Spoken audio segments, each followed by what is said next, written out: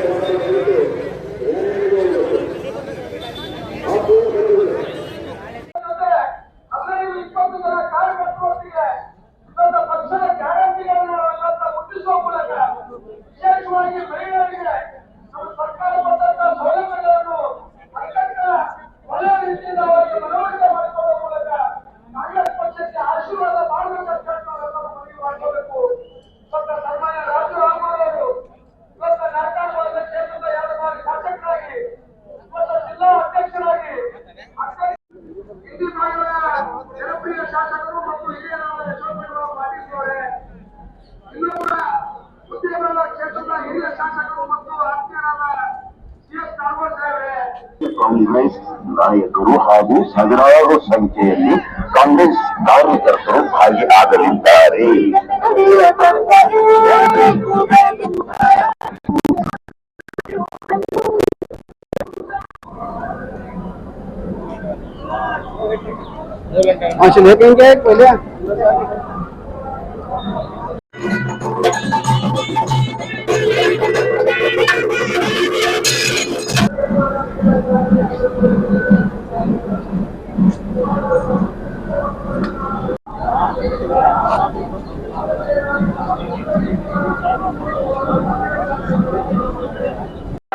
ಇವತ್ತು ಶಿಕ್ಷಣ ಕಾಯ್ದೆಯನ್ನ ಆಹಾರ ಭದ್ರತೆ ಕಾಯ್ದೆ ತರುವಂತದೆ.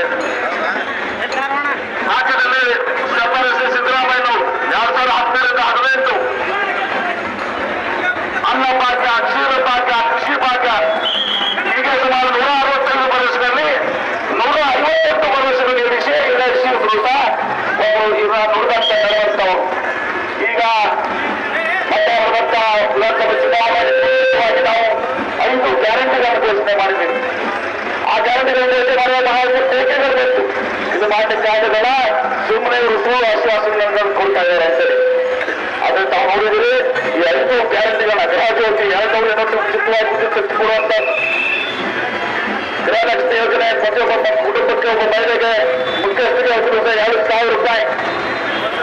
ಅದೇ ರೀತಿ ಅನ್ನಭಾಗ್ಯದ 5 ಕೆಜಿ ಅಕ್ಕಿ ಇರುತ್ತದೆ. ಇನ್ನು 5 ಕೆಜಿ ಅಕ್ಕಿಯ ಹಣವನ್ನು ಅದೇ ರೀತಿ ಸರ್ಕಾರ ಅಕ್ಕಿ ಕೊಡಲಿಲ್ಲ. 170 ರೂಪಾಯಿ 25 ರೂಪಾಯಿ ಕೆಜಿ ಹೆಚ್ಚಳ ಮಾಡಿದ್ವಿ. ಇವತ್ತು ಮಹಿಳೆಯರಿಗೆ ಉಚಿತ ಬಸ್ ಪಾಸ್ ಎಲ್ಲಿ ಬೇಕಾದ್ರೆ ಚುನಾವಣೆ ಅವ್ರು ಹೋಗ್ತಾರೆ.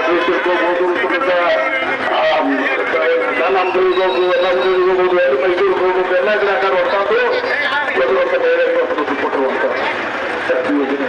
ಅದಕ್ಕೆ ಇವತ್ತು